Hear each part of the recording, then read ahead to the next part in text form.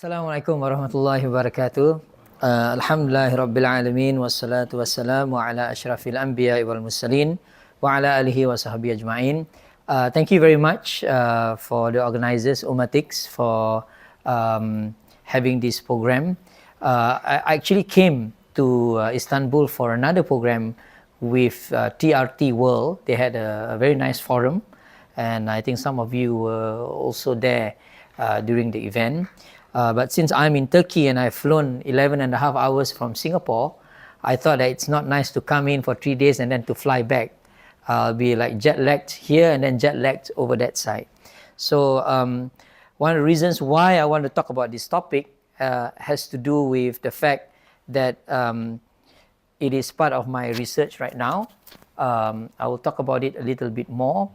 But more importantly, just a few years ago, and this was not more than like 4 years ago, I actually came to Bursa. Actually, I'm going to Bursa tomorrow to thank the people in Bursa for inviting me a few years back for a very interesting conference on Sufism and politics. How Sufis have been very much involved in political affairs since many hundred years ago and until today. And right after the conference, I never really actually worked on Sufism in its entirety. I thought, wow, this is actually worth a book. So this is part of the book that's going to come out early next year. Now, I want to make a few disclaimers. I'm not speaking as someone who is a Sufi myself. I admire Sufism for what it teaches us on akhlaq, on ihsan, and so forth. Nor am I an anti-Sufi. So in Southeast Asia, where I come from, whenever you talk about Sufism, you need to first show your club membership. People will ask me, which tariqah are you from? Even though I come from a Hadrami background, and my own family could trace our genealogy back to Rasulullah sallallahu alaihi wasallam. I do not want to use all of this anti-pro, in the middle kind of approach to Sufism. But I'm approaching Sufism from the perspective of someone who admires Sufis for what they have done, and also as a researcher who's equally critical of what Sufis have contributed, not only to my side of the world, Southeast Asia, but also throughout the globe. Today, what we want to do is to focus on Sufi contributions to the making of societies and states. And that's why the title is Sufism, Society and State. But I think the subtitle is actually more important than the title itself.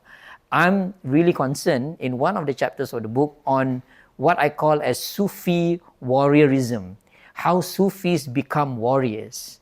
And let me begin first by talking about the works that I've done through the years.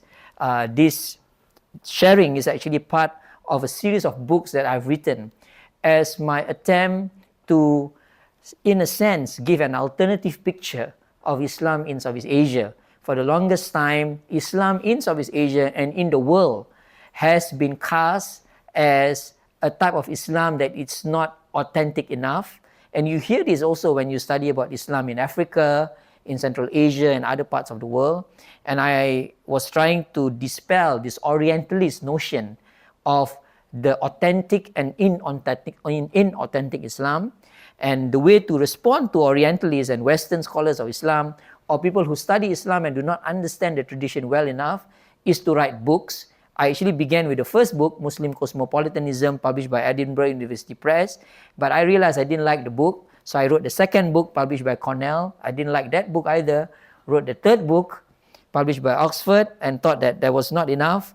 Wrote the fourth one, and then it never stopped. So now it has become the fifth book, which is this one, Contemplating Sufism. Now, I feel that this book basically it becomes like the finale of all the books, because it's trying to show how Sufism has played a big role in the shaping of Islam and also in the shaping of human societies.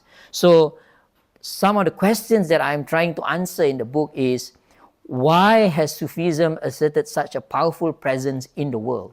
And here in Turkey, whenever you go to the bookshops, when you look at the Sufism section, you always see the figure Rumi. So when you ask a Westerner, especially if you go to America, what they know about Sufism, it's all about Rumi, the poems of Rumi. And Sufism has also been very powerful in Southeast Asia. If you talk to Indonesians, Malaysians, Bruneians, people from southern Thailand and southern Philippines, they are all touched by Sufism in one way or another. But the other question that I'm very interested in is, why is it that Sufism is so resilient despite colonialism, despite the coming of modernity, despite the coming of modernist movements and other reformist movements? Sufism is actually witnessing a revival today, and especially in Southeast Asia.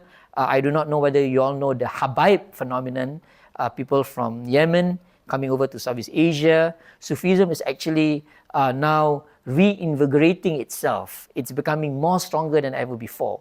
So that made me ask, like, what is it about Sufism that makes it so powerful? What is it about Sufism that allows it to reform itself? And what is it about Sufis that they are very much engaged in the societies that they are in? So one of those things that I want to do, and I tried to do in the book, is to dispel certain ideas of Sufism. So I'm going to go on 3 different directions. Back where I am teaching, which is the National University of Singapore, I'm also attached to Georgetown University. I don't like to deliver long lectures. So I have what I call as the 15-5 formula, because the attention span of young people today is no more than 15 minutes. After 15 minutes, they're not listening to you anymore. They are on Instagram, Facebook, TikTok, and so forth and so forth. So what I would do is I would talk for 15 minutes, and then we will have a discussion for 5 minutes, and then we'll roll again for another 15 minutes. Can we do that? I think that would be better, because we'll end up me talking and you not listening, and that will not be good. So I will begin first with the attempt to decenter prevailing images of Sufism, and then I will try to explain how Sufism is actually a dialogical tradition. Don't worry about the word dialogical. Dialogical is actually from the word dialogue. How Sufis have always been in dialogue with the tradition and with the people and environment around them. And then lastly, I will talk about the 3 types of Sufi warriorism. Why is it that Sufis become warriors, and what kind of characteristics or types of warriorism that they have shown to the world. Now, if you look at the images of Sufism today, whenever you use the word Sufi, you always think of people who are reclusive. You always think about the poor fakir who wear tattered clothing, who goes around as swirling dervishes.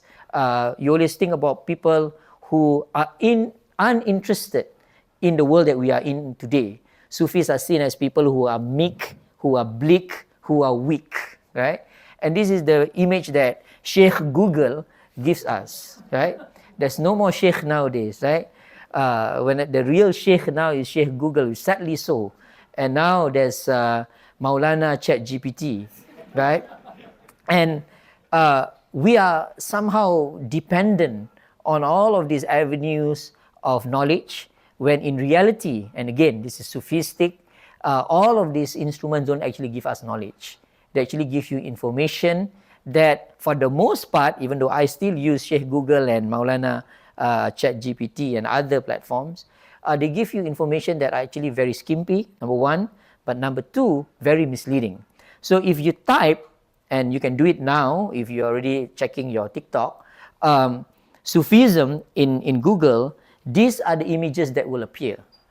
And they may seem to be very innocent, but when we are exposed, and this goes back to psychology, when you are exposed to certain images again and again, it shapes not only your worldview, but also your judgment of things and tastes.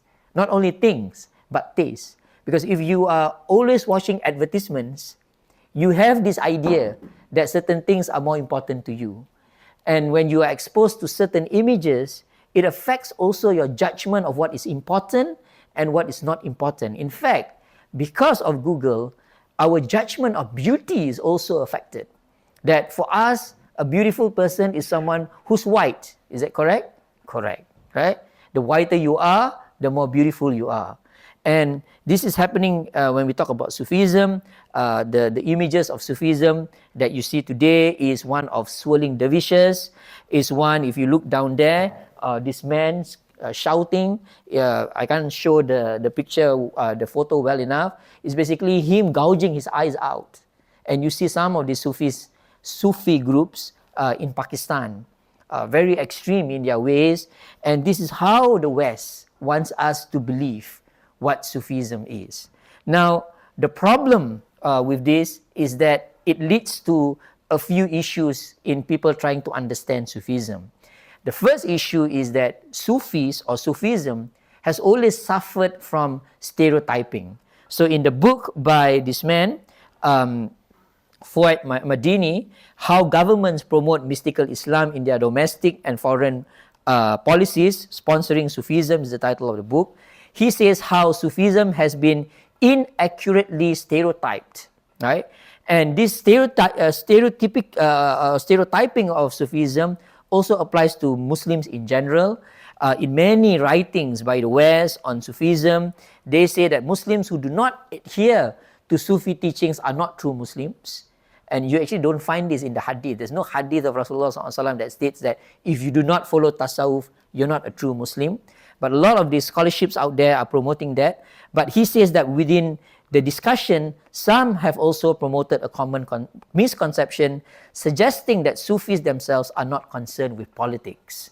So this is a wrong idea promoted by the West to create the binary between the good Muslim and the bad Muslim. The good Muslim is the weak, meek, and bleak Sufi who is uninterested in politics and the world. The bad Muslim is someone, and now they use the word political Islam, Islamists, and so forth, radical Islam. These are people who are engaged in change. They are change makers. So that's the first problem. Now the second problem, if you look at the literature on Sufism, is what I call as segmentization, where Sufis or Sufism is segmentized from Islam. And in the US, it is normal for you to see people who dress up wearing thawb, wearing sorban and everything, and then they tell you that they are Sufis, but they are not Muslims. There's this new phenomenon now, right? They wear everything like Muslims, like someone who goes to the masjid, and you ask them, brother, are you a Muslim? No, we are Sufis. So this is what we call as the segmentization or the segmentizing of Sufism. Theo Lalvani, in his book Sufism, The Sufi Path to Spiritual Awareness, says that in the Western world, there is a misconception that Sufism is separate from Islam. That if you study Sufism, you are studying another form of Islam. But it has always been associated with it, and some even consider it as part of the religion. So the Western idea, the Orientalist idea of Sufism is what I call as the hip Islam, right? It is part of Islam, but it's the hippie one, right? People who are cool, people who are universal. You can be a Christian Sufi, you can be a Buddhist Sufi, you can be a Hindu Sufi, right? But you can be Salafi Sufi. So all of these things are happening, and the other problem that we have in the existing literature is the problem of what can be called as simplification. And this is the big thing that affects our assessment of Sufism. In Sofia Rose Arjana's book, Selling Buddha, Selling Rumi, so again we are in Turkey now, Rumi has become a commodity. People sell Rumi. Now they have Rumi psychology, Rumi sociology, Rumi anthropology. Rumi has become from a philosopher, a faqih, a scholar, to becoming everything now. And she says that when scholars attempt to define Islam, the end result is either situated in the locative understandings of religion, situated in views of Protestant theology. So let me explain that whenever Westerners study Sufism, they study Sufism from the lens of Protestantism. That Islam has a branch that is always different from the orthodox.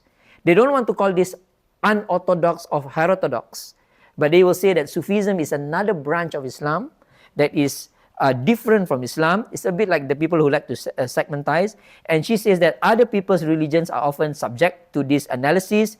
Hence, Sunnis are seen as orthodox Muslims. Sufis are seen as mystics. And we always hear this.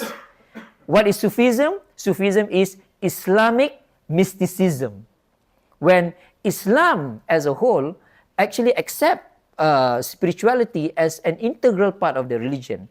So there's this whole idea of simplification, and other self-identifying Muslims are something else. So these are the three problems now: the simplification, the stereotyping, and the segmentization.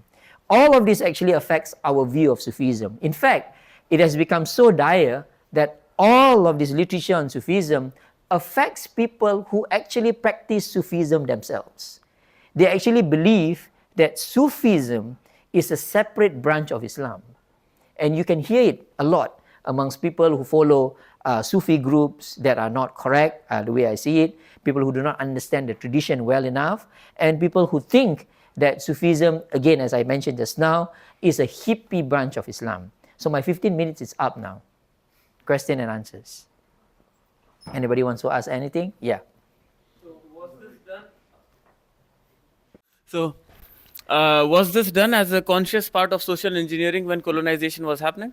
Exactly. So it was actually part and parcel of the schemes of the colonial powers, the French, the Portuguese, the Spanish, the British, especially the British and the French, the Germans. They created a whole body of knowledge, which Edward Said calls Orientalism. Please read the book of Edward Said, because he talks about it as an ideological construct, a cumulative body of knowledge that gives this whole idea that we must differentiate between the good Muslims and the bad Muslims. So it is part and parcel of the colonial legacy, but it goes more than that. After the colonial period, a lot of Muslims basically internalize these ideas, and they promote these ideas in their own societies. And why do they promote these ideas? Because they want to continue whatever these colonial powers have done. Why Sufis have been portrayed in a certain way? Because they know that Sufis were amongst the most powerful defenders of Islam during the colonial period. So I'm going to talk about that later on. The reason why Sufism had to be dealt with first, then Islam, is because they had major problems with the Sufis. Because the Sufis were the ones who stood up to the colonial powers and who questioned a lot of the colonial policies. So yeah, lady over there. Assalamu alaikum. Welcome salam. So I've had a lot of people tell me that basically Muslims plagiarized everything, including Sufism, that we got it from the Jewish Kabbalah, Correct. mysticism, that we copied the Kabbalah, and then that even Sufism incorporates some some magic as well. So how do we refute that? All right. Because there are Sufis who are into this kind of stuff. Exactly. So okay, first this whole idea that we are copycats. This is called the diffusionist theory of religion. The diffusionist theory of religion has it that the big religions are actually the Judaic-Christian tradition, and that everything that came after it is just a derivative of that big tradition. And this is because of Orientalism, because the Orientalists believe that the first religion is actually the Jewish religion, and then Christ came to reform Judaism, and then Muhammad came to reform Judaism and Christianity. So it's a diffusionist. Diffusionist basically means something that came from the original and gets diffused along the way. And of course, we know that this is very problematic. The Quran itself explains that at the end of the day, Islam is actually a religion that stands alone but benefits from other religions that came before it, because for Muslims, we believe in the books that came before the coming of Prophet Muhammad. But when it comes to Sufism, it gets more complex than that, right? Firstly, Sufism, the word Tassawuf, the origins of the word Tassawuf is very contentious, right? Some scholars say that Tassawuf came from the word mutasawwifin, people who came, who was living in the time of Rasulullah SAW. They wear suf, wool, right? And they were called the people of the wool, people who wore wool, right? Rough clothing. So that's one theory. The other theory is that it came from the word Sophia. Ahlus Sufa is one, the people who lived together during the time of Rasulullah SAW. Also connected with the people who wore wool because they were poor people. But the other theory is that it has Hellenic Roman influences. It came because of the influence of Greek and Roman philosophy and mysticism, Gregorian and others, into the Islamic world, right? And these people call themselves the people who follow Sophia, philosophy, theosophy. Yeah, sophistry is another word that comes from Sophia as well. So that's the other theory. The third theory is that Sufis were influenced by Hinduism. That's another theory actually. So a lot of the Orientalists say that actually a lot of the mystic ideas from India influence the heart of Sufism, and Sufis also syncretize some of these ideas into Sufism. Now, we cannot dispel the idea that there were many influences that came into Sufism. That we cannot deny. But Sufistic tendencies existed even during the time of Rasulullah sallallahu alaihi wasallam. Amongst the Sahaba, some of them were more predisposed towards things that are concerned with the akhirah, but they did not use the word Sufi. So Sufi or Sufism was a later invention, about maybe 100 years, some say 200 years after the time of Rasulullah sallallahu alaihi wasallam. I don't want to get into debates over whether the term in itself can be used or not, because that will open a whole can of worms. But what I want to say is that Sufism, Tassawuf, is actually ihsan.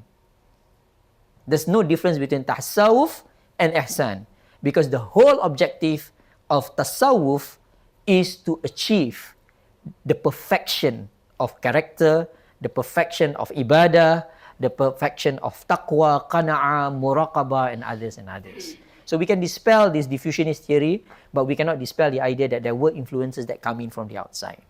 Right? Okay, there's another one. And then we have to stop because 5 minutes. Save for, the brother over there.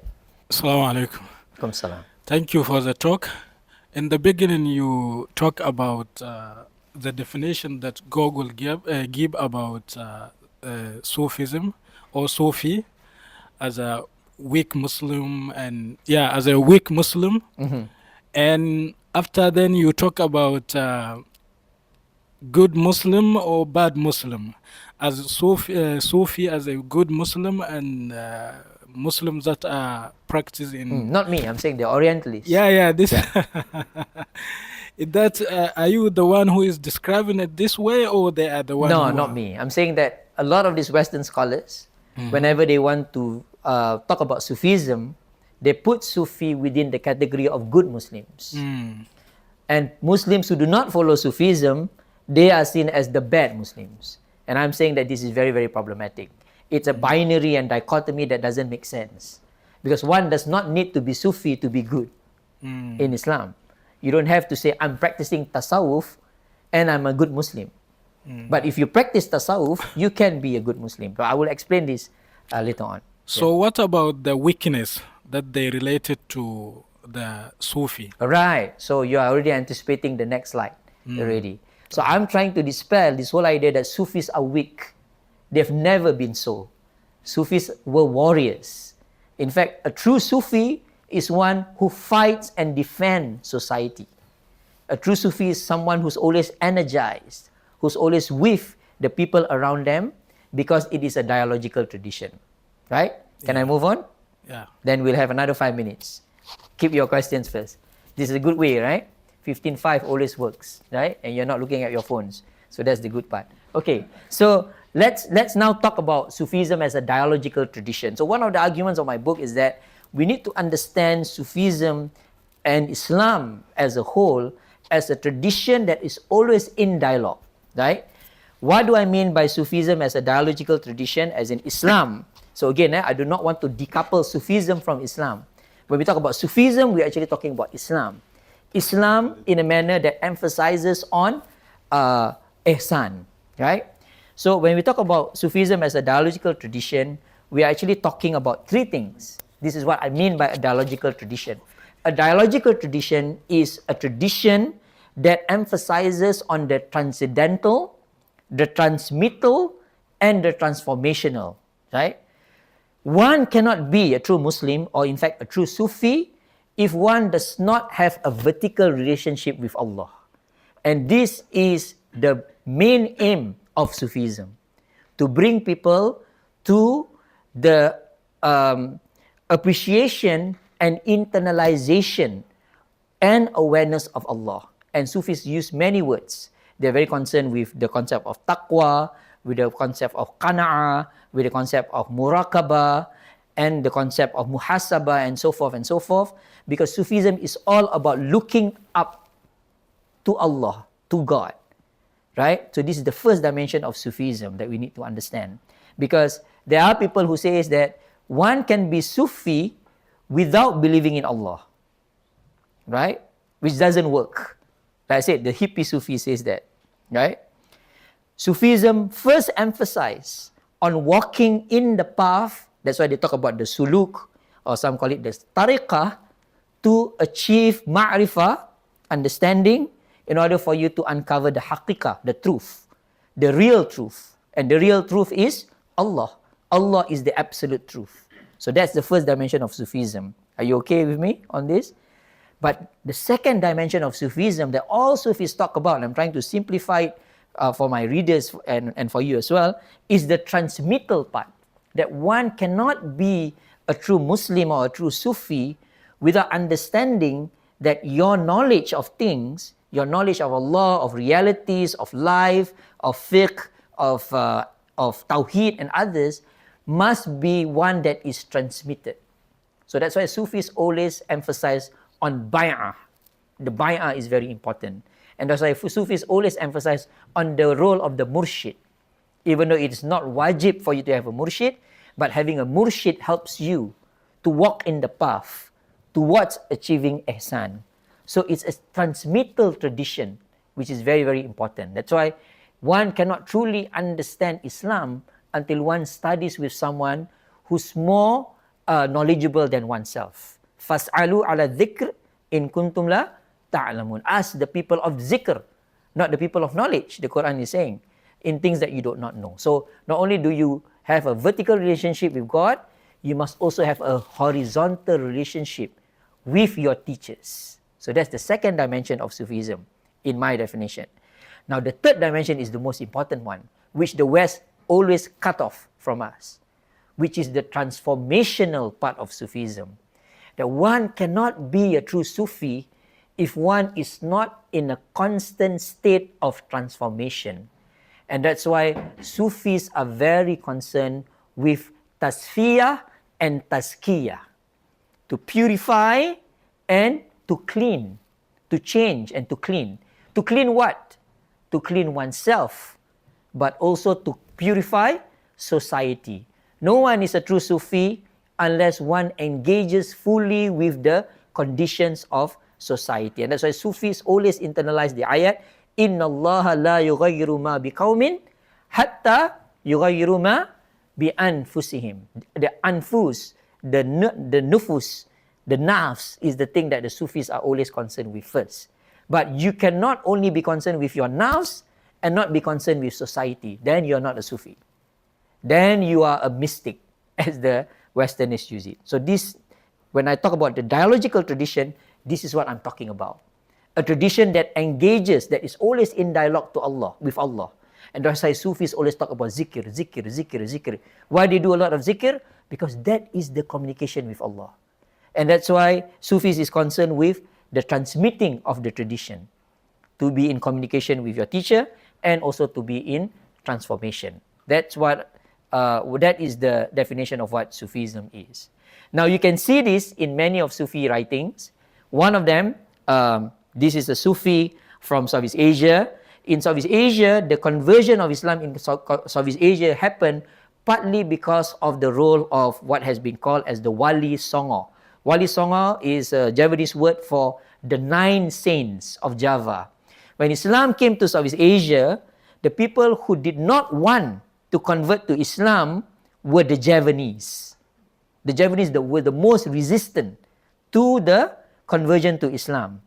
It was only with the coming of these 9 saints of Java, they were later on regarded as saints, as wali, that Islam spread wide, far and wide. And one of the walis was this Sunan Bonang. How did they convert Muslims in Southeast Asia? They used what has been called as wayang kulit. Wayang kulit is basically shadow play.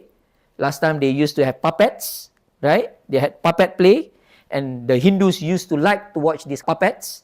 What this wali did was to use the same puppets and tell the stories of Rasulullah sallallahu alaihi wasallam, the Sahaba, and the notable Muslims in the history of Islam.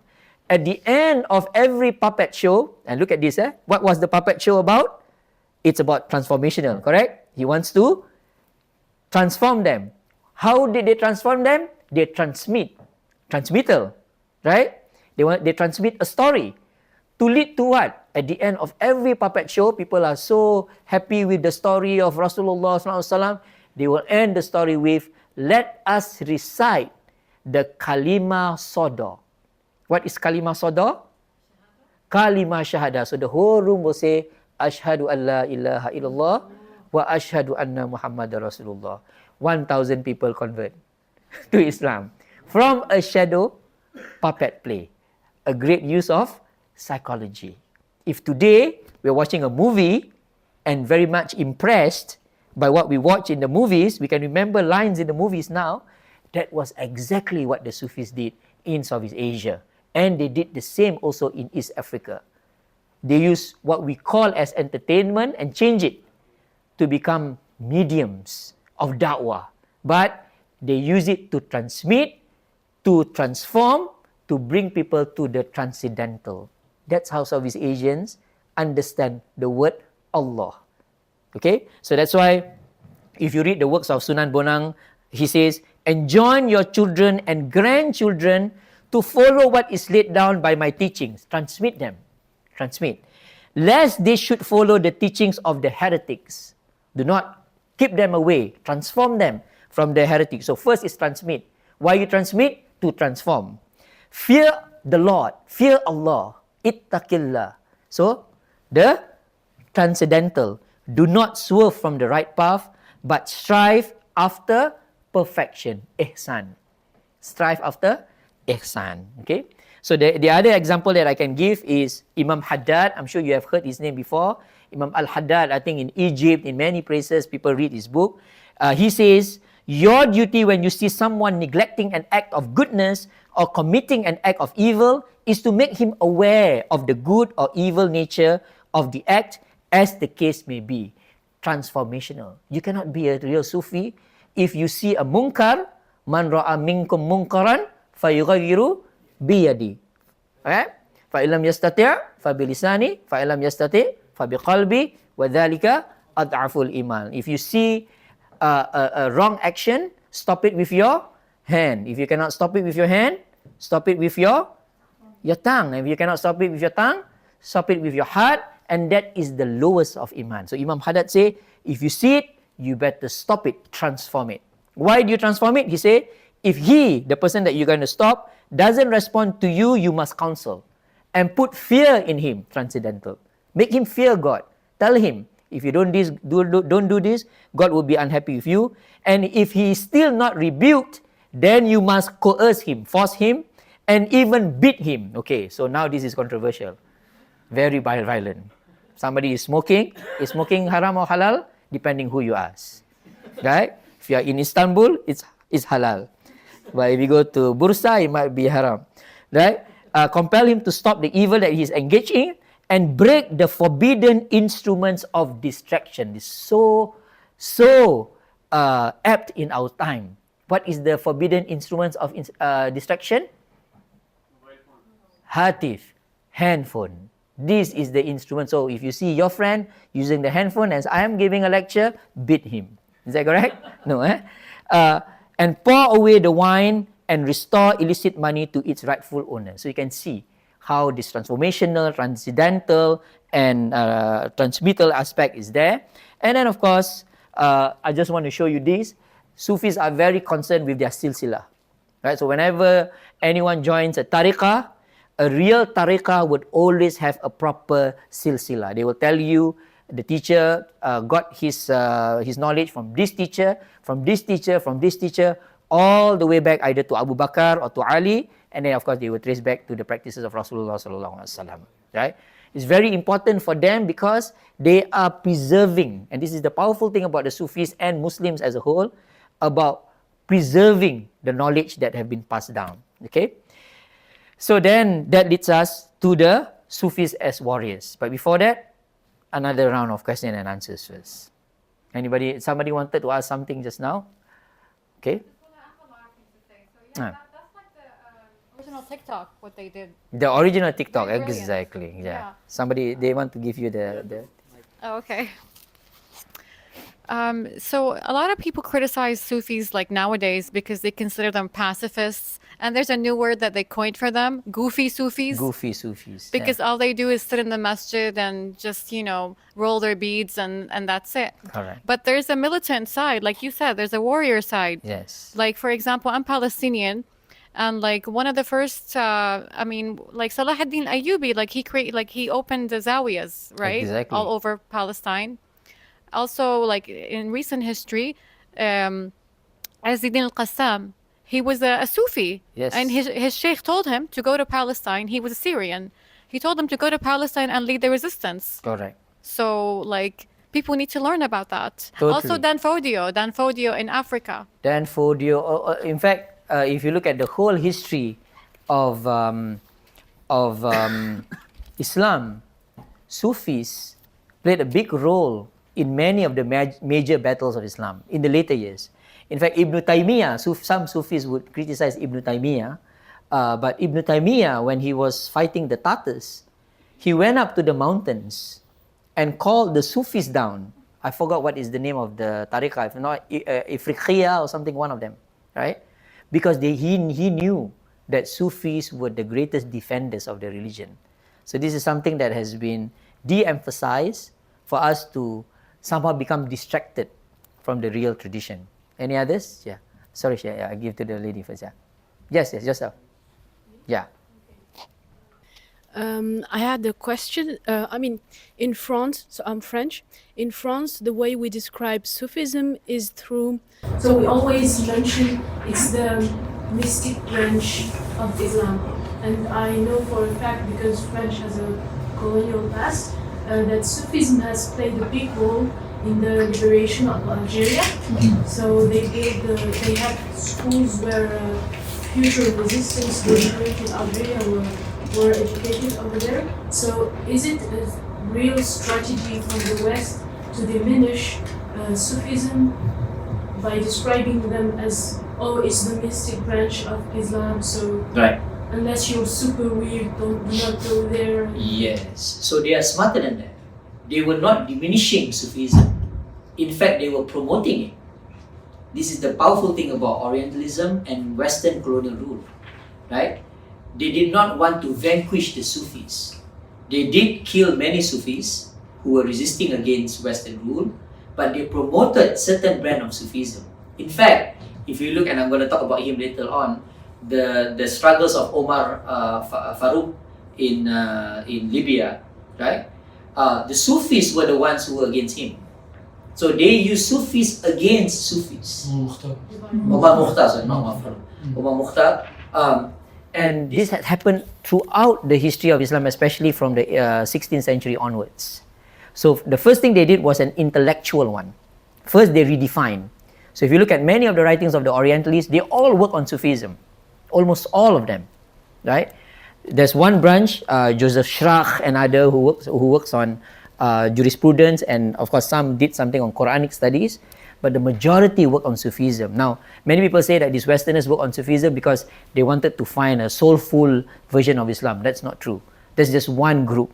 There were some who were motivated by the lust of knowing, but most of them were motivated by wanting to draw divisions between the good Sufi and the bad Sufi, the good Muslim and the bad Muslim. And the French were the most responsible for it. So as I begin with them, because the French had major problems with many of the Sufis in Africa. That was the big one, right? Especially in Algeria, in Morocco, and then of course in Senegal. That was the big one. And later we're going to talk about Amadou Bamba, who was a great Sufi. And what they did was basically to get even scholars within the Sufi tradition to become their informers, provided information about Sufism in order for them to redefine it again. And we are consuming this and being in a sense, indoctrinated sometimes by many of these ideas. Okay, Sheikh? Yes. Actually, Ibn Taymiyyah had praised so many Sufis and what is literature nowadays, they dismiss these parts of the Ibn Taymiyyah authority, and that's why to find a way to crack in between our Muslim nation, that's a very crucial matter. The second point I want to clarify that in Indonesia, Snowbrown Gate, he was concentrating on Islamic political Islam, which is this phrase have been invented by this guy who wanted us to divide Islam into two parts, which the part he wants is Sufis without politics, without warriorism, which is their aim to neutralize the society. And we are not going to accept this, because Islam is all in all. We should take it as an integrated religion altogether. Yeah, but there's a second part to the story, sir, which is that we are not taking the responsibility of redefining our own understanding of Islam. And this is the problem now. And this is my appeal to the young ones, that when you see a problem, so go back to man ra'a minkum munkaran, when you see a problem which is an intellectual problem, you need to deal with it. Complaining about colonial writers and Orientalism is not enough. What is necessary right now is to provide a new narrative, because they have built a grand narrative that we, in the end, got affected by. Now we must build an alternative narrative. In fact, I don't even want to use the word alternative. We need to build a new grand narrative that provides a totally different picture of not only Sufism actually, but the whole of Islam. And again, even Muslim scholars have been maligned and misrepresented in order to make us believe that some Muslim scholars are highly problematic than others, and we consume it. So like Ibn Taymiyyah, there's a scholar in Hartford Seminary, I'm not sure whether he's still there, Yahya Michaud, is actually a Belgian scholar, who have found documents to show that Ibn Taymiyyah was once initiated into the Qadiriyya tariqah. Whether he remained in the tariqah or not is another issue altogether. But if you read the works of Ibn Taymiyyah, as you mentioned just now, he was very balanced actually about Sufism. He criticized them, but he praised Abdul Qadir Al-Jilani as one of the most illustrious Sufi. He criticized Al-Qushairi for his book on Sufism, but he said that Al-Qushairi is a good person, but he made mistakes on certain ideas of Sufism and of Islam. So they were very balanced. But nowadays, Ibn Taymiyyah is the father of modern radicalism. You hear all of these things that don't actually represent the people in our tradition. Yes, the last one. Yeah, I mean, it's very much related to what you just said, and I was wondering if you have thoughts on I was wondering if you could offer just maybe more thoughts on how we can sort of go about, because exactly what you said of, we can't just sort of blame it on colonialism, because at a certain point it becomes internalized, and even before it was internalized, right, there were ways that, for example, I'm thinking of a context I'm familiar with, in the Balkan context, there are lots of Sufis who actually did go astray from Orthodox Islam. They don't pray, they drink alcohol, things like that, and that's why Sufism has a bad reputation for a lot of people. So I think there's also, and I'm interested to hear your thoughts, what sort of internal work is necessary, in the Muslim community to make clear what Sufism actually is, and also because obviously you can't just go up to the uncle at the masjid who's telling you that you can't use tasbih and say you're colonized, right? That doesn't help anyone. So what is the way that we can actually have these conversations productively? Right, I think the conversations have to go at different levels. One, of course, is the intellectual one. And one of the problems that we have is that many of our Muslim scholars are not in the mainstream. What I mean by the mainstream is basically in the mainstream academia. We tend to shy away from engaging with big presses, for example, Oxford, Cambridge, because all of the ideas are coming from there. So what I do as a person is to publish them, to give the alternative narrative and to enter into their terms. So that's the first level. The second level is what I call as the meso level, where you engage with people like you are, the learned public. And how to do this, of course, through this kind of engagement. But I think we have no choice now. We have to be TikTok and Instagram as well. We have to be present in that platform. And of course, the last level is the really grounded level, the uncle in the masjid. Now, the uncle in the masjid, khatib al-nas ala qadri uqulihim, speak to the people in the level that people can understand. The uncle in the masjid doesn't want to hear transmittal transformational, and transcendental. They will say like, I just want to eat, right? I just want to pray. But I think we are the people who understand things a little bit more. We need to engage with these people in the manner to which they can understand. And this is the thing that to me is the gap right now. One crisis of the Ummah right now is that young people don't actually talk to old people. This is the big issue. Where in fact, if you look at the Sufi tradition, that is actually the core of the tradition. The Sufis have this idea that one must benefit from the wisdom of the old and the courage of the young, right? Young people are very courageous, but sometimes they're very silly. Old people are very wise, but they're very tired, right? So we need to get that engagement done, and then we can change how people actually conceive our Islam. We have one more question, but the time is up, but I'll give you. Yeah, okay, thank you. I have two questions and or considerations. One is related to Ottoman Empire. Have you had the opportunity to research how Sufis contributed to the 600-year survival or continuation of Ottoman Empire? Because Sufis during the Ottoman Empire gave great importance to education, dawah issues, jihad, and all kinds of issues. Totally. So you just give me, let me stop you there first. Just give me an idea of a new book. Sufism and the Ottoman Empire. Muhammad, take the notes. We'll write that book. But I did write a little bit in my book about the Ottomans, and I'm going to mention them.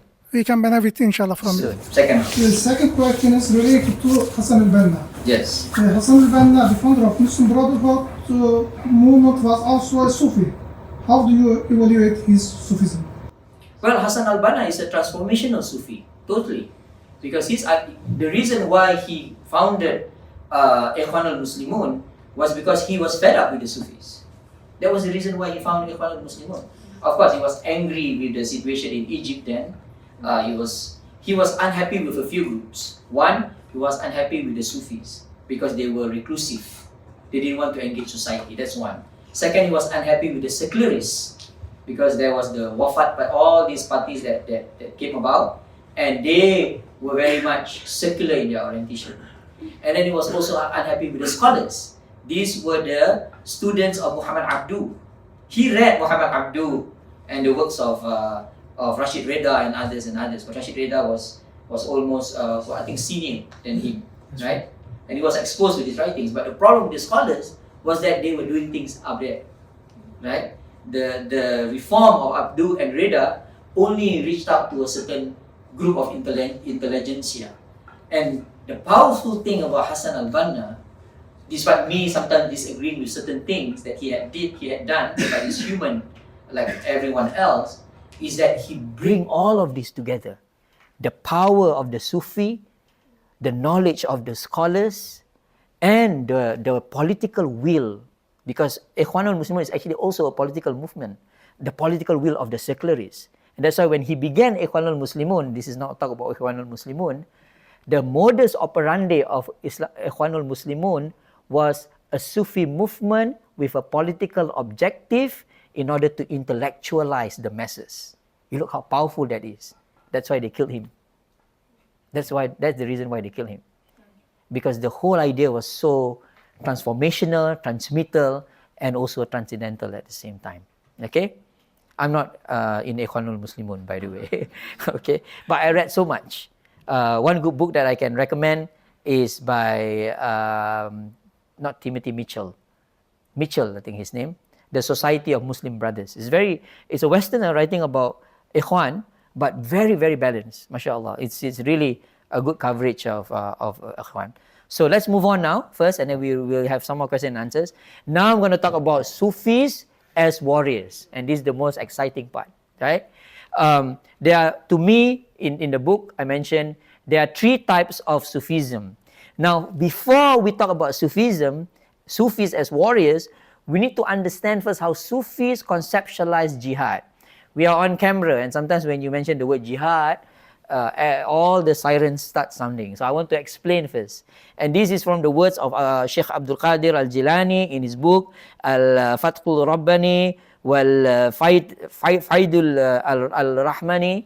And he says, the inner jihad is more difficult than the outer jihad, he says, because it involves cutting the forbidden customs of the soul and exiling them. So to remove all this dirt and all these bad things in our soul, so as to have one's example the divine commands, and to seize what it forbids. Whoever takes God's command as his example with regard to the two types of jihad, the inner jihad and the outer jihad, will gain the reward in this world and the next. So Sheikh Qadir Al-Jilani was not a reclusive Sufi. He believed in the inner jihad as the jihadul akbar, the real jihad, inside. It's harder to clean your soul. Right? And we know that in the hadith of Rasulullah SAW, there were people who went to war, but they had other objectives. And even Rasulullah says that they went to hell because of that, because the objective of going to war was to get the ghanimah, not because they wanted to really defend Islam. But Abdul Qadir Jalani says, but that we must not discount that there is the jihadul asghar, the small one. What is the small jihad? Which is to go to war, right?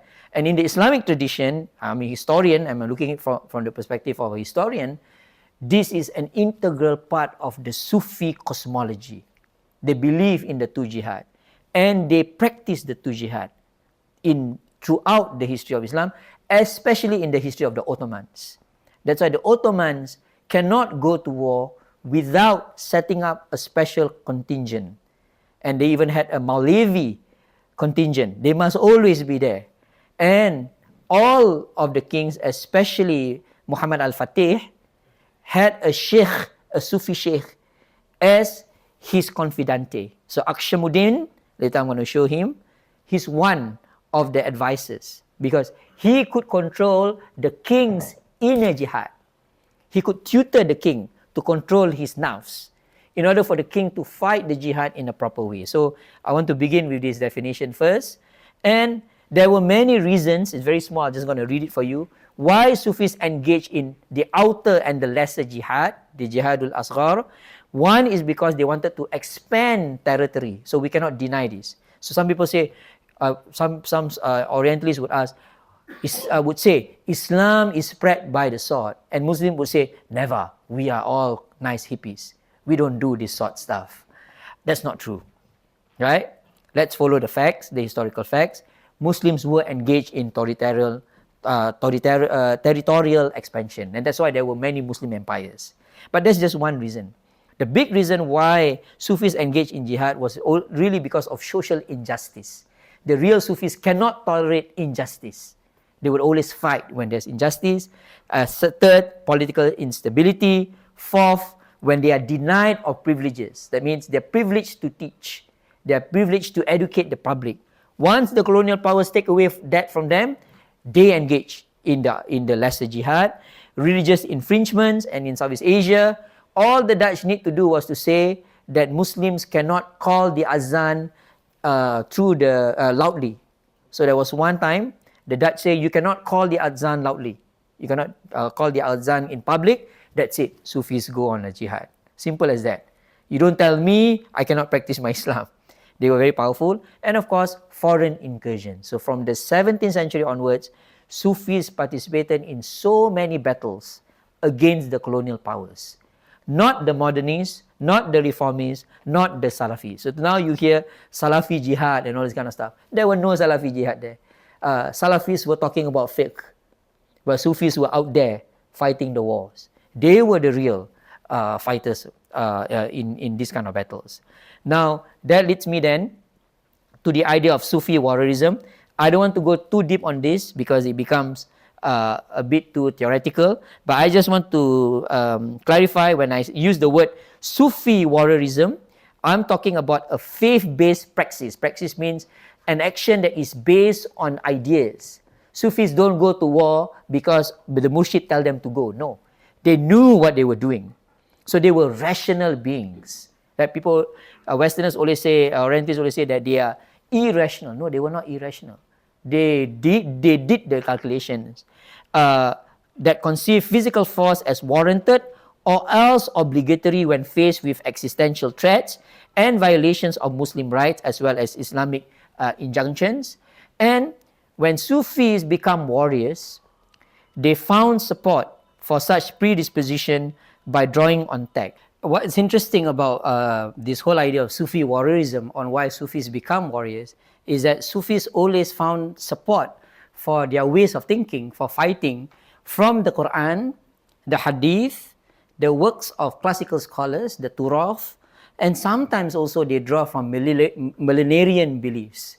So some of the Sufi, especially in Africa, the Mahdiya, some of them actually believe that the world is coming to an end. And because the world is coming to an end, the Mahdi is going to come. Some Sufis think that they are the Mahdi, and this is a bit problematic, right? And that happened, if I'm not wrong, the Mahdiya in Sudan, especially, and in parts of northern Africa.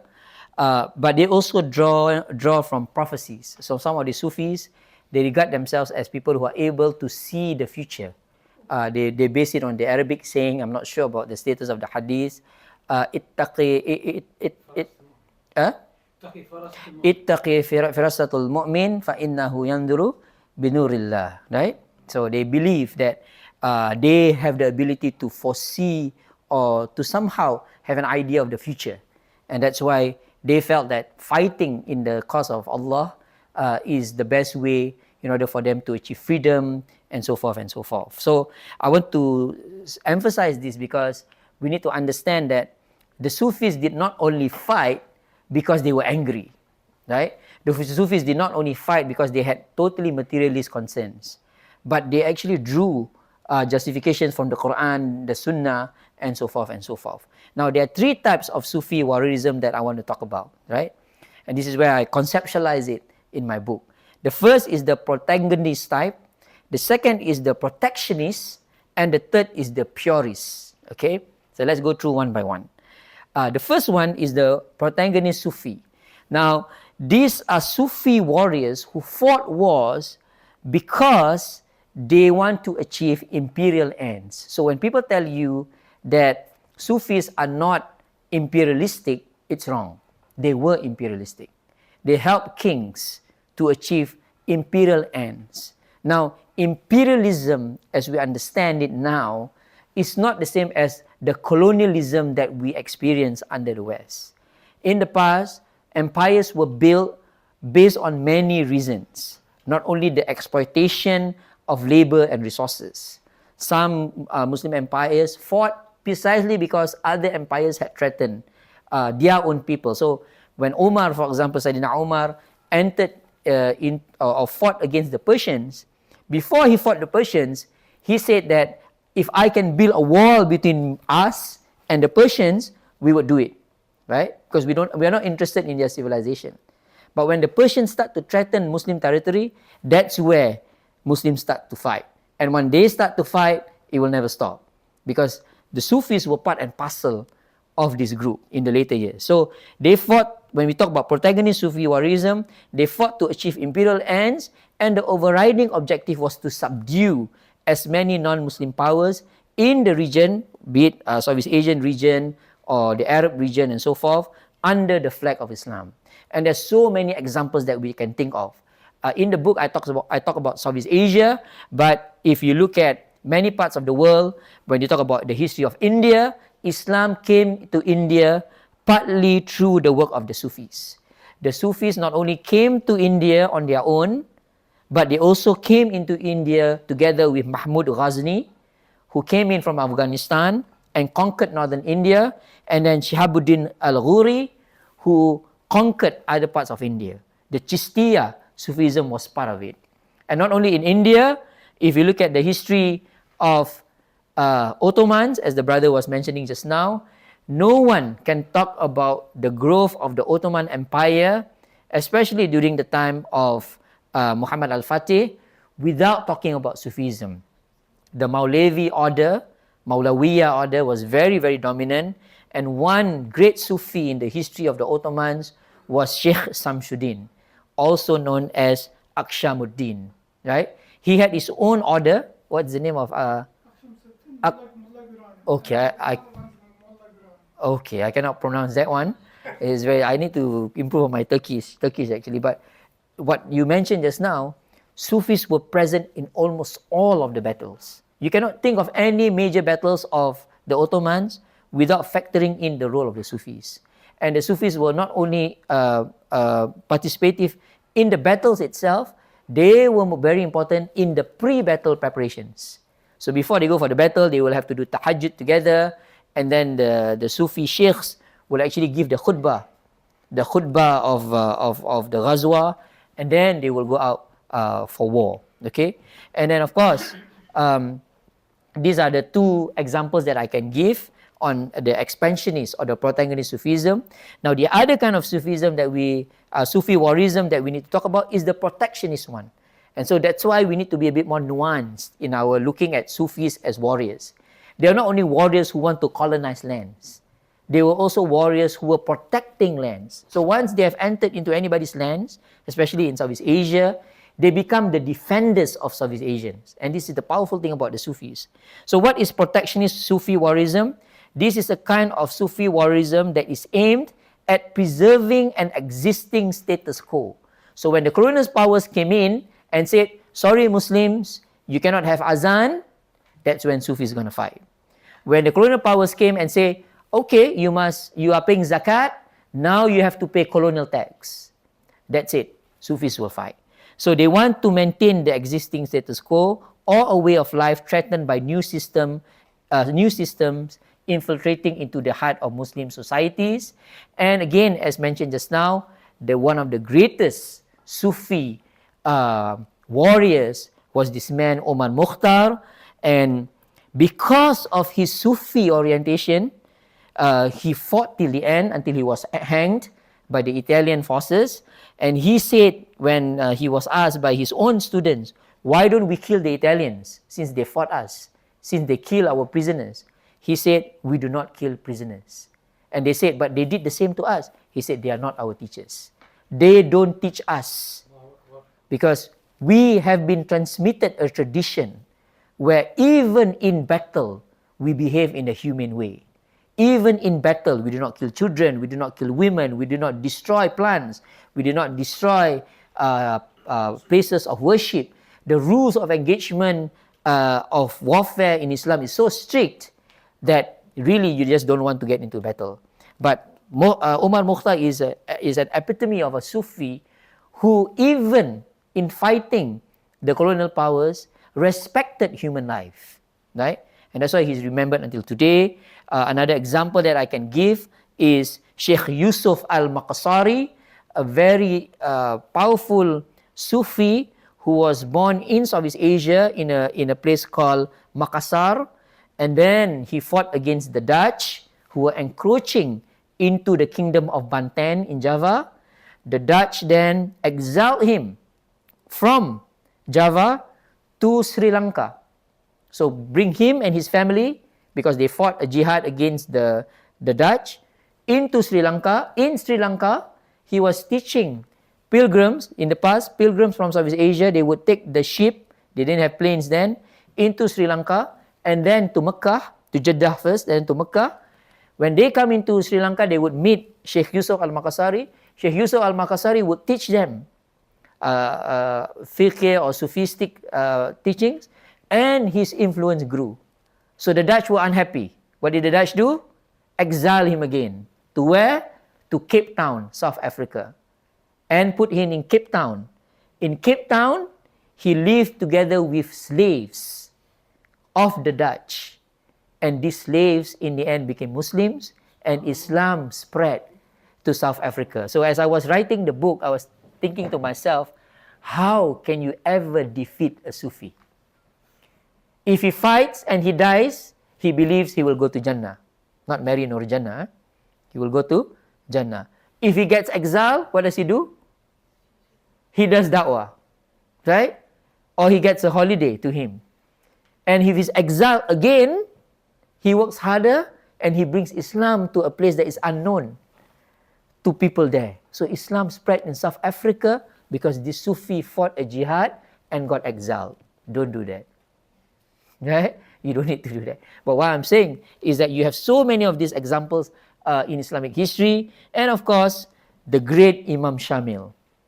In the Caucasus, now we always hear about Habib, right? The UFC person Habib. but we forgot the tradition that Habib is from. Habib is from the tradition of Imam Shamil, who was a Naqshbandi, who fought the Russians. At a certain point, he actually won certain battles against the Russians, and he said it very powerful. The secret of my fight is the Naqshbandi way. Simple. I am fighting not only because I'm a Muslim, but because I'm a Sufi. And that's why we fight the battles. Okay? Then we go to the last one. The third form of Sufi warriorism is what I call as the purist. What is the purist Sufi warriorism? It is a kind of warriorism that demand a restoration of authentic belief system. They want to bring back the aqidah of the people. They want to purify people from bid'ah. So whenever you hear the word bid'ah, you always think about Salafis talking about bid'ah. It's not true. Sufis are also battling against khurafat, bid'ah and so forth, and the Muslim way of life obliterated by modern influences. They were driven by a sense of nostalgia and utopia that is framed in activist terms. So what they want, the purist Sufi, is to return Muslims into the proper way of life, to purify society, to the tazkiyah that they were concerned with. And many examples that we can think of. I would encourage you to read this book by Nasir Damarikh, and he wrote the book on the intellectual life in the Hijaz before Wahhabism, and he talked about this Sufi whose name is Ibrahim Al-Qurani, who was a Kurdish scholar, who was a muhaddith, who was the teacher of almost all of the great Sufis in Southeast Asia, and this is the best part, who was an admirer of Ibn Taymiyyah. He was an admirer of Ibn Taymiyyah. He defended Ibn Taymiyyah and said that this is a great scholar of Islam, but he is a Sufi. And he was also very concerned with the waywardness of the Sufi. How? Because he is a muhaddith, he's very, very unhappy with the Sufis of his time who were not following the hadith, who used concepts that were out of the Quran and the Sunnah. And because of that, he taught his students to go back, especially to Southeast Asia, to reform their societies, to come back to the true Islam. So that's why when I tell Southeast Asians that, do you know that the greatest, the masters of all the masters of Sufis in Southeast Asia was an admirer of Ibn Taymiyyah? They say, it cannot be. This is not true. Right? I said, well, I didn't say it. Right? Qurani was the one who said, the Kurdish scholar who now scholars are very interested in his life and his work. So before Wahhabism came, there was a Sufi Salafi. Can we use that word? No, we cannot use that word. Right? It's an oxymoron actually. But there is a real purist Sufi who was concerned. Right? And of course, the other purist Sufi is Shah Waliullah in India, a great philosopher Sufi who wrote many books and who talked about the revival of the Ummah, not only through the force of Sufism, but through the force of reviving the Sunnah. And of course, in Southeast Asia, you have the Padri War. Padri War is basically three people who studied in Mecca, very much influenced by the thinking of people in Mecca, especially Sufis in Mecca. They went back to Sumatra and start attacking people who were doing bid'ah in society. Some of the things that they attacked were this practice of cockfighting. Cockfighting means they take chickens and fight with one another, and Muslims like to do that. The other one is beetle. They like to eat this thing. In Yemen, they like to eat this thing called this gum. What's it called? Cod. I forgot this name now. Someone is going out of my brain. Cod. And this thing actually make people intoxicated. And they were fighting against it. And it became a war. They were trying to purify society, but in the end, it became a battle that gone beyond what it should be.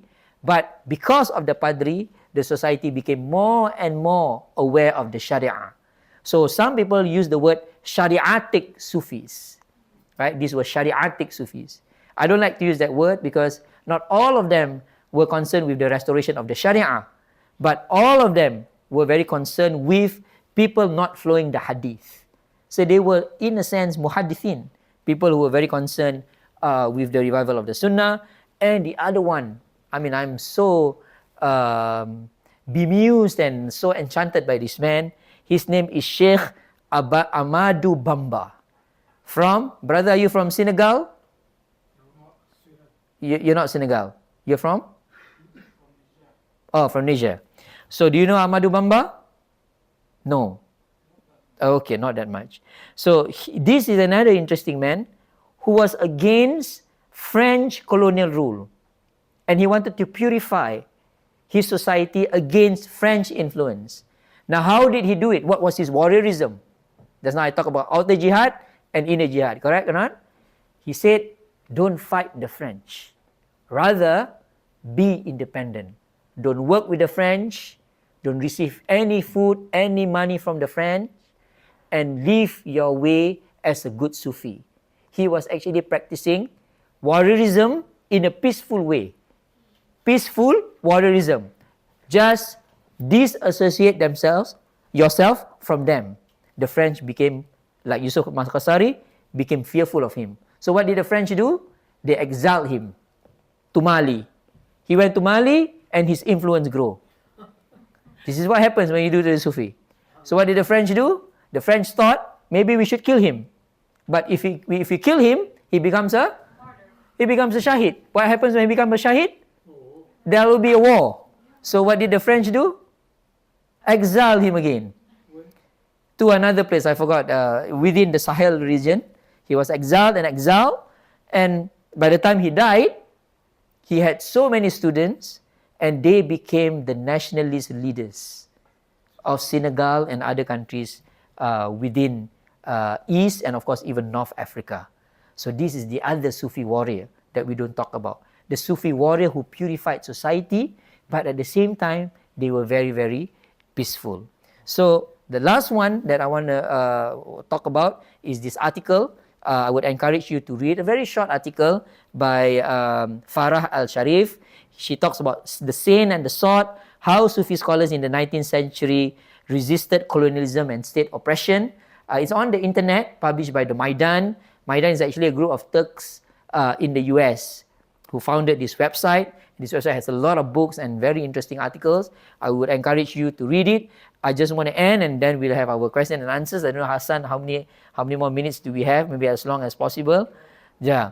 I just want to end by saying that we cannot truly understand Sufism until we reform what is in our minds about what Sufism is.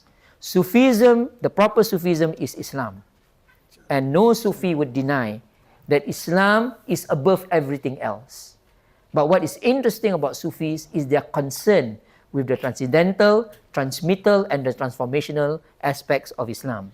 Because they dilate and they magnify and they emphasize on these things, they were very sensitive to changes in the environment around them.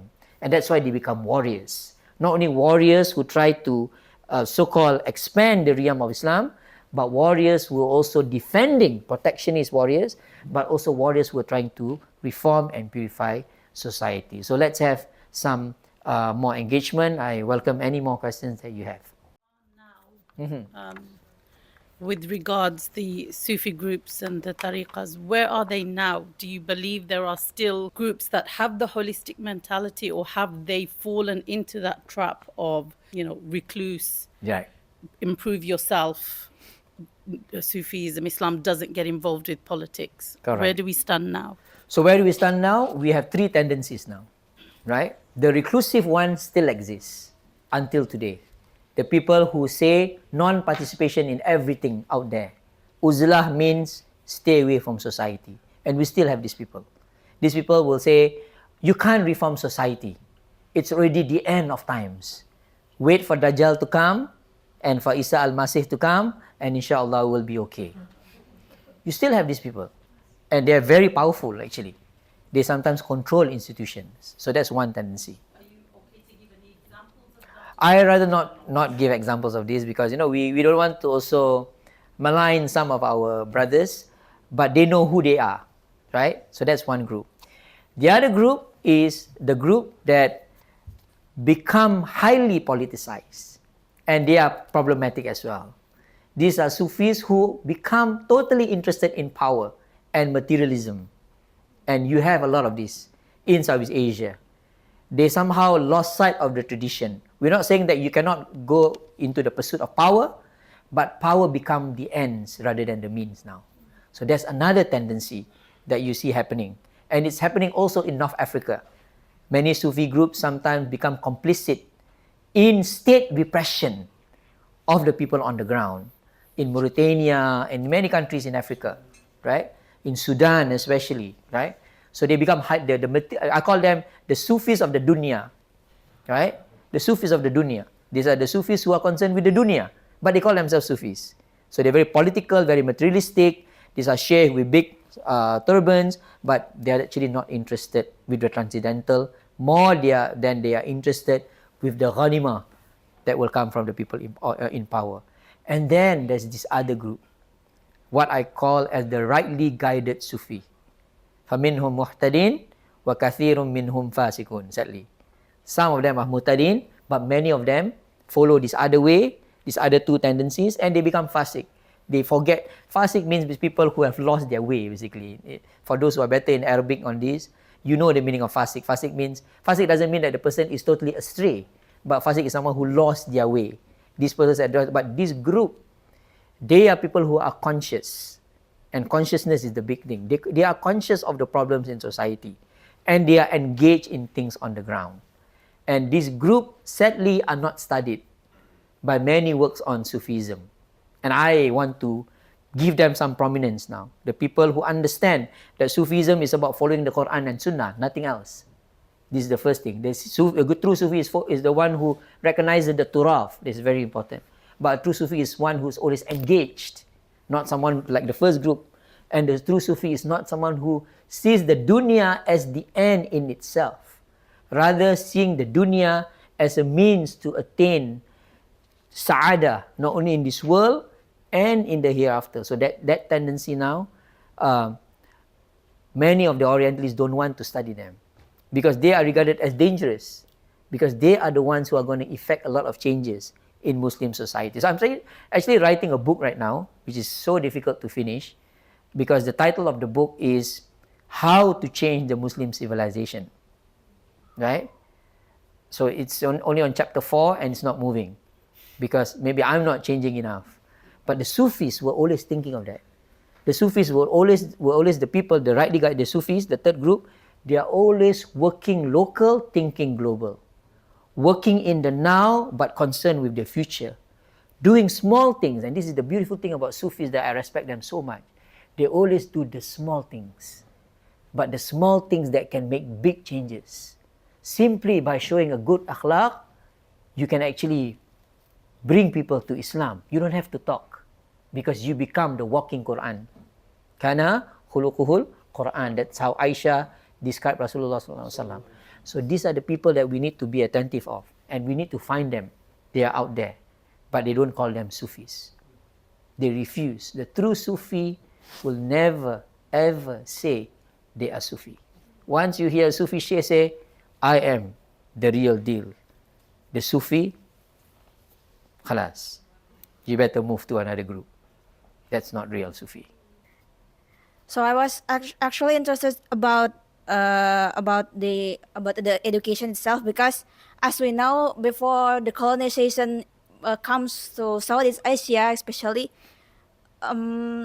we are have that warrior mindset, isn't it?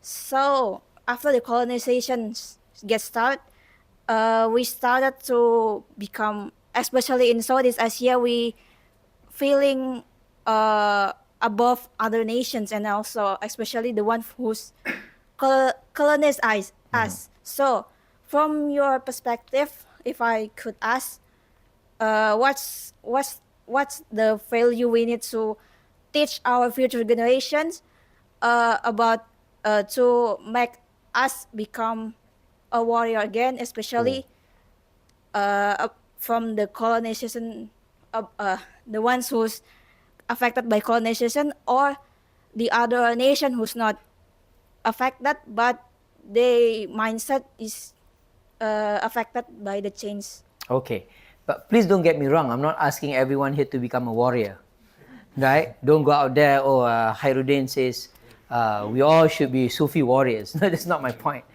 My point, and I think you mentioned it in your question, is we need to get out of the inferiority complex that has developed in our hearts and in our souls. It's not a question of the mind actually. It's a question of the heart and the soul. They have not only colonized our heart, they have colonized our soul. They take control of us. How can we get out of this inferiority complex? وَلَا تَهِنُوا وَلَا تَحْزَنُوا وَأَنْتُمُ الْأَعْلَوْنَ إِن كُنْتُمْ مُؤْمِنِينَ. And Allah gives the answer in the Quran. Of course, I'm a historian, I'm not an ustad, but the Quran is a text, a historical text that tells you why the Sufis can become so confident. Why they become so confident? Because they are not always sad about their situation.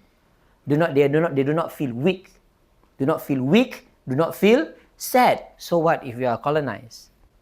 That was history, right? So what? We have lost so much under Western rule. That was the past. Now you can be victorious when you are a true mu'minin. What is a true mu'minin? What is a true mu'minin? The Sufis show us. What is a true mu'minin?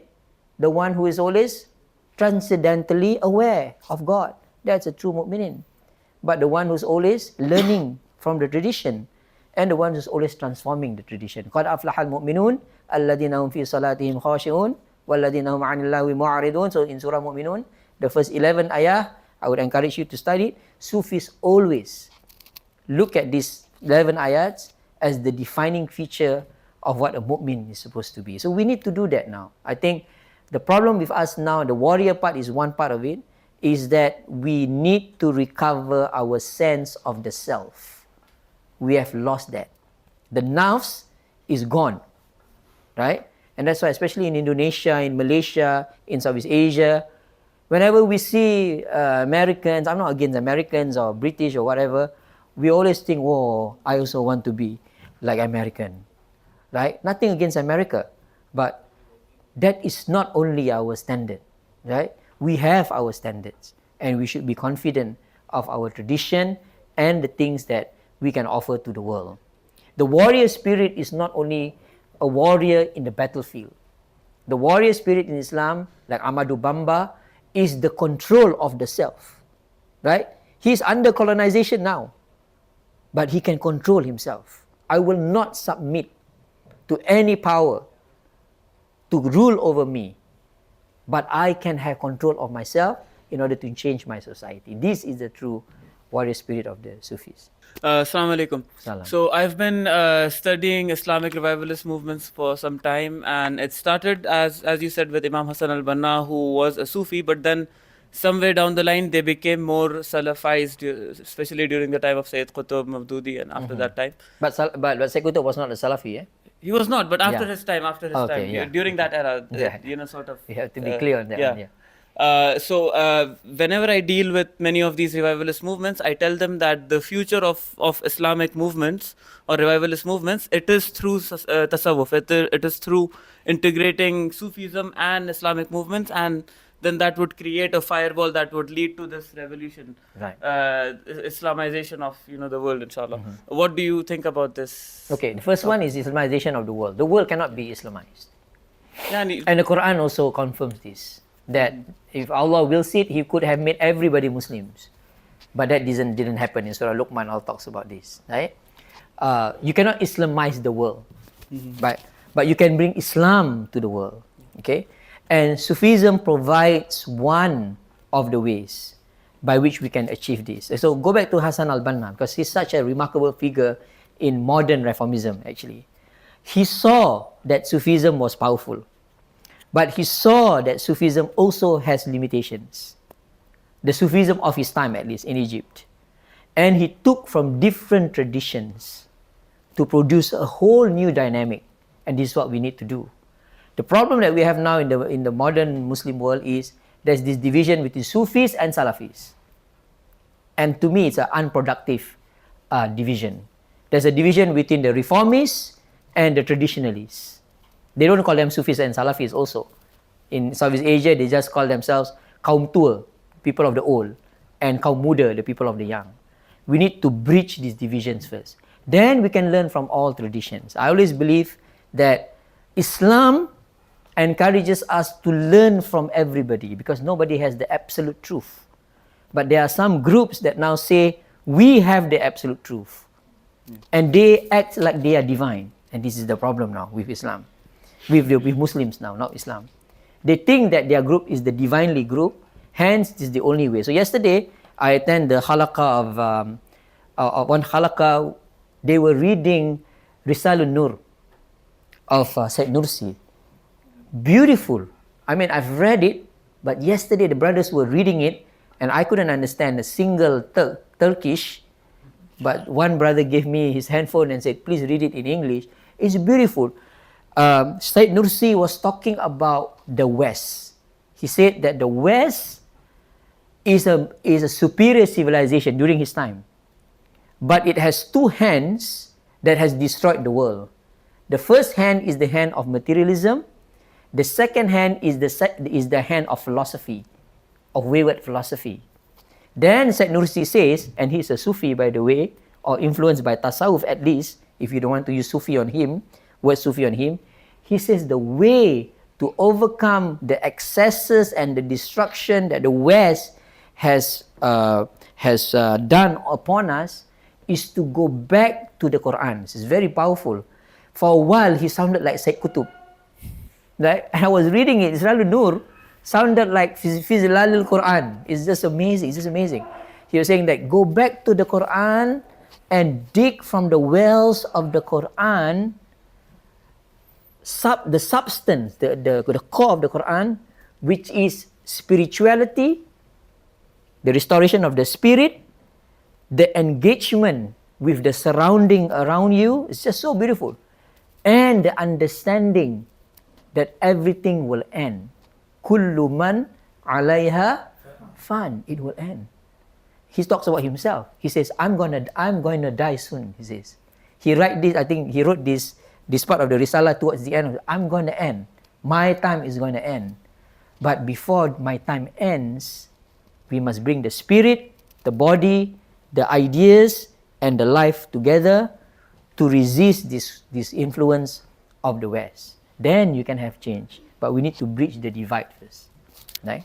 We can conclude with last two questions. Last two questions. Last one or two. Okay. One lady must but you can ask. Someone who didn't go. Oh, okay. Sorry, brother. Yeah. Thank you very much. I have one comment and one question. One comment to respond on your latest, like the response to the brother here. The first comment, which is not like to respond, is about the way you just. It's funny because now I understand Sufism from another perspective. I used to view Sufism from a spiritual perspective, and I liked it a lot. And the way you describe Sufism or warriorism or Sufi warriorism, to me, is the role of a Muslim. So it gets far beyond the spiritual aspect that I had conscientized in my mind. So I'm actually surprised by that. And the second comment is this morning I saw an interview from Normal Finkelstein. It was with 5 Pillars. It was about, he was talking about the Israeli society, and he made a comment that actually pops up when you talked about self-confidence of Muslims.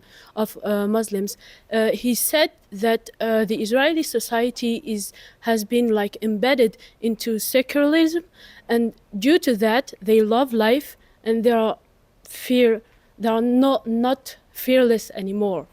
And to me, the biggest damages of colonization is that now the people who were colonized began to admire Western societies, and we as well, we are victims of that, of course. And we have forgotten that we are Muslims, that our times on earth is limited, and we forgot actually our role in this earth. So it has obviously impacted our relationships with ourselves and with our elders, because the more I grew up, the more I realized how much our grandparents were heroes and warriors, and somehow from a Western point of view, because I grew up in France, I used to diminish them unconsciously and diminish my culture, where now, being more close to Islam, I, of course, I'm proud to be part of this culture. So, yes, if Okay, you good can point. respond to that. Thank you so much. Assalamu alaikum. Jazakallah for the presentation. So you gave quite a few examples of the Sufi warriors from previous times. Do we have any modern day examples that we can give? I mean, I've got one in mind. And if we can't give a example, what do you think is the reason why the modern day Sufis aren't incorporating that aspect of warriorism into their manhaj? Now, why is it that many of these people they are cast as non-Sufis? This is the thing that we should be concerned with. Is of course because of the media, right? The media tends to downplay that Sufi tradition that is already in them. So that's the first problem. The second problem is also because we have also internalized this idea that Sufis are not supposed to be doing these things. And this is a trope or an ideology that has become so powerful that to remove that from our sensibilities have become so difficult, right? Let's not talk even of academic engagement. Just talk about our own, as the lady was mentioning just now, we ourselves find it difficult to accept that Sufis can be warriors, that Sufis can be people who actually establish order in society. So it has to start from us. Our conceptualization has to change. Now, to change this conceptualization requires a few things. Again, as mentioned just now to the lady from Indonesia, we need to remove these inferiority complexes in us. Be confident to talk about these things and to understand that you are talking about it as a subject of importance. You're not promoting anything. I'm not trying to say, as I mentioned, for everyone here to be warriors. No. I'm trying to create understanding, to give a nuanced and complete picture of the thing. That's the first. Remove that inferiority complex. But the second is to be able to engage in a manner that people can see that your explanation is equally rational and empirical. The rational part is easy because you explain the thing in a coherent and logical way, but to be empirical is the harder part. So in Southeast Asia, I give you an example of Southeast Asia. When I say that Sufis are warriors, the first thing that Southeast Asians will ask me, give me the evidence. Where's your evidence? So I wrote one article about it and showed to them 20 different episodes of Sufis getting involved in so many different battles. Then people can understand. And then the third thing is just now about inferiority complex, and the second is to argue it in a logical and convincing way. But I think the last thing is to also understand that Sufism, and I began with this, must not be dislodged from the entirety of the Islamic tradition. And this is the problem with Sufis now, right? If I can criticize them as a historian, not really as a theologian or anything, is that they want to dislodge it. They want to say that we are doing something different and Muslims are doing something different. You're not doing anything different. You are emphasizing certain things that all Muslims should be concerned with. And you are emphasizing the importance of the inner jihad that makes Sufis so powerful. And all Muslims should actually emphasize on the inner jihad. The inner jihad, the cleansing of the soul, is so important because it affects all other things that you do in life. So this is the last thing I think needs to be clarified, and my book tries to do it. That do not see Sufis as something that is segmentized from other things. Once we get that right, then all other things will follow. Then we can change public perception. Thank you very much. It's been this is better than my university class, and I hope to learn more from you. And let's stay in touch. Assalamu alaikum warahmatullahi wabarakatuh.